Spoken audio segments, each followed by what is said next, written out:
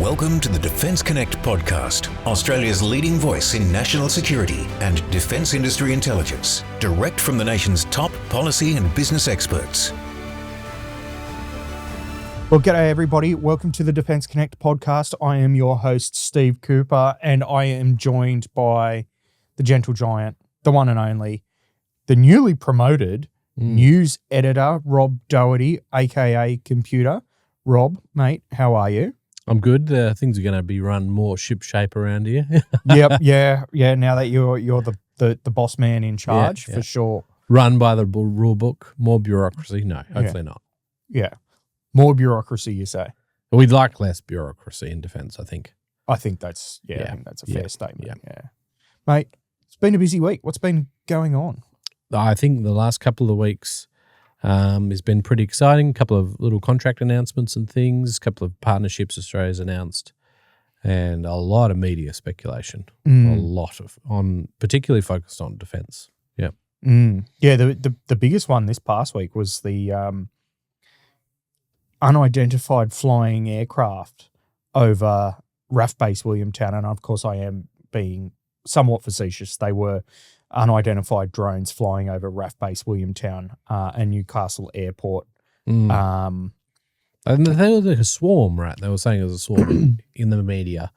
And this went sort of, I don't know how global it went, but certainly within Australia, it was run across TV, online news, news.com ran with it for a good full half week. Yeah. I think for a lot of people, they would expect that the nation's military bases are, secure and protected from all manner of threats, including drones. But that doesn't seem to quite be the case. Yeah, that's true. I mean, you wouldn't think you could drive a car onto a military base and get very far, right? No. You would assume not. Stopped pretty quickly. Yeah. So it is weird that you can, sort of send several drones over, and you can get them back at the end. You don't even have to replace them. Yeah. Particularly when it's RAAF Williamtown is the home to the majority of our air combat power. We saw, particularly, I think there's parallels with this with what happened with the Russians. Ukrainian drones sent and landing on Russian aircraft and exploding and things like that. There's a big fear there that if you have drones that are kind of, not defeated on airbase property, they can, maybe find their way towards an aircraft and take a photo of it or do more harm than good. Yeah. Well, similar instances to similar occurrences in the US. I know that Langley, Virginia, one of the US Air Force bases at Langley was overflown by drones as well. Yeah. But we've got less sort of armed civilians that might just shoot a drone down for fun. That's true. Yeah. That's true. That is very than America. Yeah. I like the fact that they closed all the blinds. That was a big thing. Tactically makes sense. Close the blinds, make sure the drones can't see anything. Too bad your $100 million F-35's out. We just close the shed doors. Can they do that? Yeah, but you can't store all of the F-35s stationed at RAAF Williamtown inside. Okay, that's a problem. Yeah, I mean they're undercover, but they're not inside. Yeah.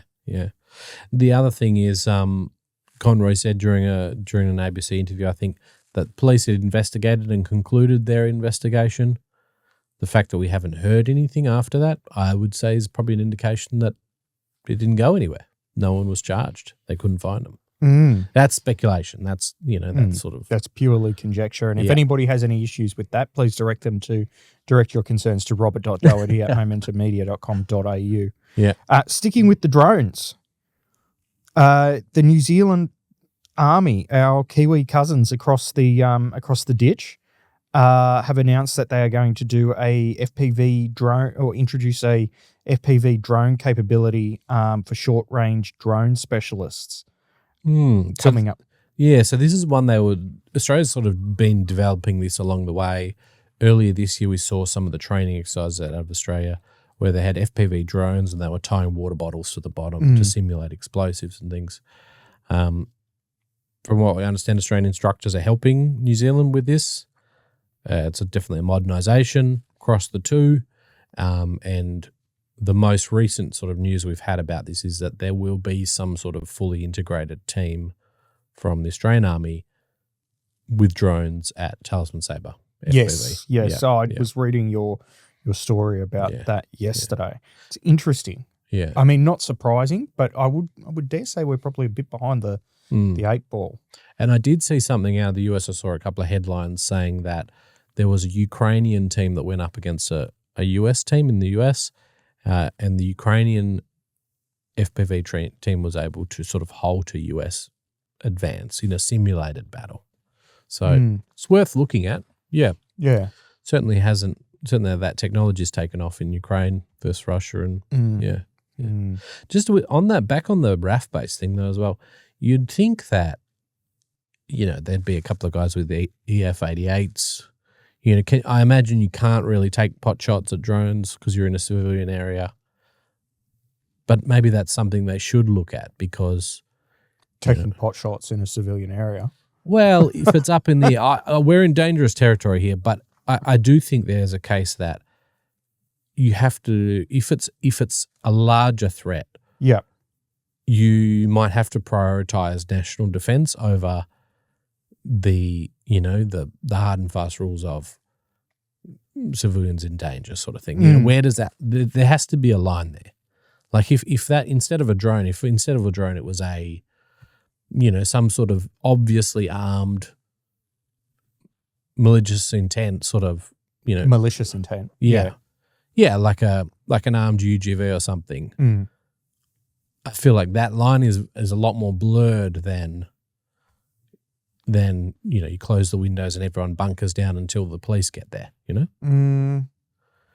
There should be sort of some authority to go, the threat is at such a level that the military protection of the military base is taking more of importance than civilian housing around it. And I know we're on a slippery slope there, but I'm just saying, but some of these systems are billions of dollars or millions of dollars. The counterpoint to that would be that in this instance we're not in a state of war, so therefore, and also haven't we got access to soft kill mechanisms to prevent this sort of stuff from happening?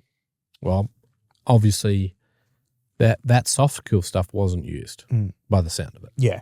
Or it was ineffective, one of the two. Yeah. Or it wasn't deployed at RAAF Base Williamtown. Yeah. Or authority wasn't given for it. So, there has to be some level where we go, oh, we're actually going to take action. People might get hurt. Yeah. Yeah.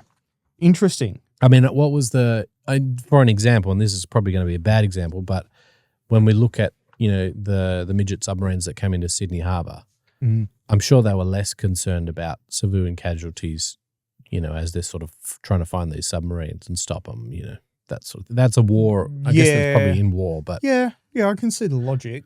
Yeah. Food for thought. That brings me to Rolls-Royce have expanded their defence operations with a new Canberra headquarters, and I was lucky enough to head down there. And that's part of a larger announcement joining, which sees Rolls-Royce partnering with the Melbourne-based Morand Precision Engineering to supply specialised anti-submarine warfare propulsion systems for the UK's Type 26 program. And that will presumably also feed into the Norwegian acquisition of the Type 26 through that program as well, which is currently underway in Glasgow. And it's good news. It's fantastic news for Australia's defence industry. The Defence Minister, the Deputy Prime Minister, Richard Marles, was there to open the office, and he was he actually confirmed that for people, all the AUKUS naysayers, that the first long lead time materials for the first nuclear reactor to go into the first Australian SSN AUKUS were being worked on. Yeah, I know there's a lot of firsts there. Yeah. There's a lot of firsts there. Were actually being worked on at Rolls-Royce's plant in Derby in the United Kingdom. But yeah, this is fantastic news. Rolls-Royce obviously do a lot. Everybody would know them for the cars, but that's not just. Did they have one of those out? No, Well, they did not. Unfortunately, they are different business units. But a lot of hoopla and a lot of really excited people there to get the ball rolling and start really kicking some goals when it comes to upskilling and enhancing Australia's participation in programs like Type 26, but also getting Australia's workforce up to scratch to support the delivery of SSN AUKUS from the 2040s. So, do they still do aircraft engines as well? They do. They do. In fact, that I was talking about it with Tees, and I can't forgive me, Tees, I can't remember your surname. He's one of the seniors there at Rolls-Royce, and we were talking about how their Rolls-Royce Trent engines were actually in the first A350-1000 ULR, which flew non-stop from Toulouse to Melbourne and then from Melbourne back to Toulouse as part of the proof of concept for Qantas's Project Sunrise. So, yeah, it's really exciting stuff happening with Rolls-Royce, and we look forward to hearing some more about Rolls-Royce in the not too distant future. Maybe they can bring a car out as well next time. Yeah, but different companies, dude. Yeah. Put in a good word. Yeah. And that brings me to another one of yours. UK Minister for Defence, or the UK Ministry for Defence and Australia's Department of Defence have signed quite a extensive contract with CEA Technologies for the sharing of CEA radar technology with the United Kingdom. That's a really good news, and it's potentially a $10 billion contract for Australia's defence industry. So that blows Jawn out of the water at $2 billion. Yeah, it's similar to Jawn, isn't it? I don't think it's similar to Jawn. The technology is vastly different, but in terms of scale for the export contract to Canada was worth about $2 billion. Yeah, this is 5 times that. Yeah, okay. So it's very good news, and congratulations to the team at CEA. Unbelievably good. Yeah, good news. Yeah, waiting to see where that technology lands, whether it will be deployed with the British Army. Whether it will be deployed with the Royal Navy, it would be very, very interested to see where that lands. So stay tuned to that. We did get a chance to talk to the UK Defence Readiness Minister as well. Yes, and thanks for everyone who's organising that. We had very 15 minutes, just a quick chat with him, and we were able to have a bit of a chat about the radar very briefly as well. So. So thanks for everyone for setting that up. That was exceptional. That was one of your podcasts. What else did you touch on? I did sort of quiz him about the GCAP program as well. The global. We're in 5th gen, aren't we? 5th gen. Yeah, it's 6th. This is 6th. Yeah. Global Combat Air Program. Yeah. So I did sort of question whether Australia was going to join that. Obviously, Canada's come on board as an observer. We don't really know what the Australian government's intentions are towards GCAP. It previously been speculated that could happen. At last Avalon, Air Marshal Nick Hogan. 2024, I think, was it? 2024? Yeah, I think so. Yes. Yeah, it would have been. Head of Air Capability during a press briefing said that Australia was looking at it with great interest. So, and that program seems to be going well. The UK has just announced a heap of funding for it. Yeah, £7.8 billion, give or take. Yeah, I want to say 6.8, but I'd have to check that. Yeah. I think it's 6.8 or 7.8, which works out to roughly what, 12-ish billion Australian. Yeah. And they've got pretty good national partners with Japan and Italy. And then, of course, there is the prospect of, is there another national partner who joins, given the fact that Germany and France have split again. The lovers have split with their own FCAS program due to... Maybe this is the middle power strategy Mark Carney was talking about. Yeah, potentially. Yeah. Yeah. Yeah. Yeah. Yeah. Although that's a conversation for another time. But yeah, what else has been happening, mate? We had the Puck Treaty sort of progressing. Yes. So they're looking at PNG potentially having sort of a pilot recruitment program. This is something you wrote about during the week. This year, from what I understand, we already have PNG people embedded into the Australian Defence Force. It's basically a continuation of that treaty. Yeah. And then Solomon Islands, they officially opened, Australian government and the Solomon Islands officially opened the Western Border Outpost in the Shortland Islands. This one, it's a good program, and I feel like this is the way we should be heading. But I do think that, we're investing $100 million towards the project. On top of the Guardian class boats that we donated. Yeah, so they're stationed there obviously as well. But can we not push for some sort of, joint basing or something like that? I don't know how that would work or whether that's overstepping, but I do think that Australia probably has a role to play in saying, hey, we can help you base this. Definitely. It's in your best interest to, do this. Yeah. Mm-hmm. It's one of those things. That's all diplomacy. It's all international diplomacy. International relations. Yeah. Yep. Mate, as always, a pleasure. Thank you for your time. What are you working on at the moment? What can we expect in the next week or so? We can expect some updates out about potentially an update looking at the Triton aircraft. We're expecting one of them to arrive later this year or early next. Yep. This is the last of 4, so that's an important capability. Last of 4? Aren't we getting 7? Ooh, I'd have to check that.